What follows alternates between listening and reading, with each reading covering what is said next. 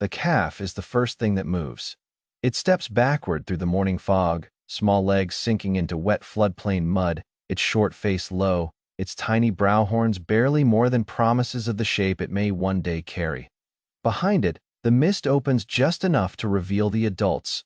Zone by one, they turn outward. Three massive heads swing into position. Brow horns angle toward the tree line. A nasal horn points forward like the center point of a living barricade. Broad frills catch the first orange light of sunrise, turning each skull into a shield-shaped silhouette. The calf is no longer alone. It is standing behind a wall made of bodies, bone, and warning. Beyond the trees, something large pauses. The adults do not charge. They do not roar like movie monsters. They shift, breathe, and hold the line. Horn tips appear and vanish in the fog. The calf backs farther into the half circle. Whatever those horns were for, this is the image that makes the old question feel alive. Why did Triceratops have 3 horns? The easiest answer is also the narrowest one. Weapons: 2 long brow horns, 1 smaller horn on the nose. A skull built like a battering ram. A body heavy enough to make the point convincing. It is tempting to imagine every horn aimed at a predator, every frill built as armor, every adult waiting for a single dramatic clash. But fossils rarely give us only one answer. Triceratops was not just a walking weapon rack. Its head was a billboard, a shield, a combat tool, a species signal, and possibly a social statement all at once. The horns were real. The frill was real. The danger was real, but their meaning was probably larger than one fight. Look first at the skull. The 2 brow horns rise above the eyes and project forward. The nasal horn sits over the snout. Behind them, the frill spreads into a wide, bony plate at the back of the skull. Together, these structures made the head instantly recognizable, not only to us, but likely to other animals sharing the late Cretaceous floodplains of North America. A predator approaching from the trees would not see a soft plant eater. It would see points. A big adult Triceratops lowered its head and changed the geometry of the encounter. The horns extended the danger zone in front of the body. A bite to the neck or face became harder.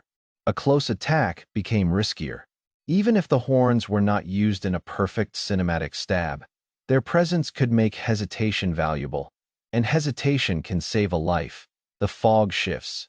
The shadow beyond the trees stops moving. The adults hold their heads low enough for the horns to matter, but high enough to watch. The calf is hidden behind legs and frills.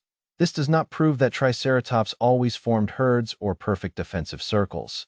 Fossils cannot show every moment of behavior, but the body plan itself makes a defensive scene plausible. Adults were large, armed, and visually intimidating. The frill adds another layer. For a long time, people imagined the frill as armor. It may have helped protect parts of the neck, but it was not a simple metal shield. It had blood vessels. It had surface texture. It changed as the animal grew. It was large, visible, and placed where other animals could see it. That means it may have worked as a display surface.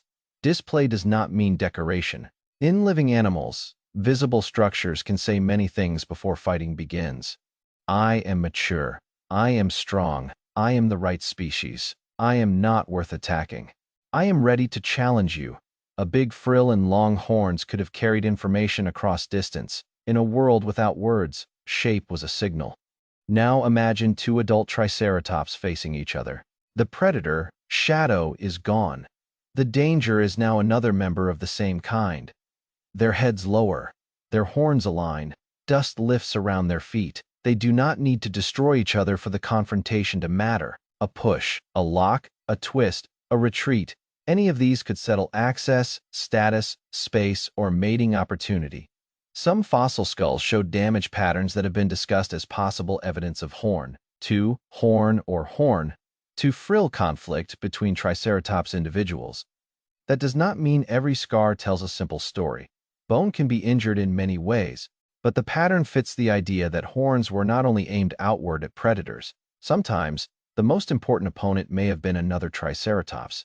This changes the horns again. They are not just weapons against enemies. They are tools for negotiation inside the species. A structure that can threaten a predator can also test a rival. A structure that can injure can also prevent a fight by making strength visible before contact happens.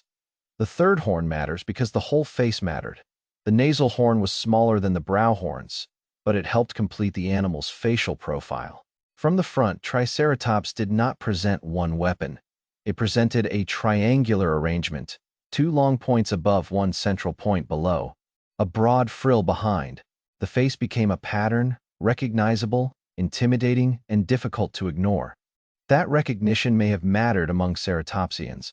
Late Cretaceous ecosystems contained many horned dinosaurs across different times and places, with different combinations of horns, frills, spikes, and skull shapes.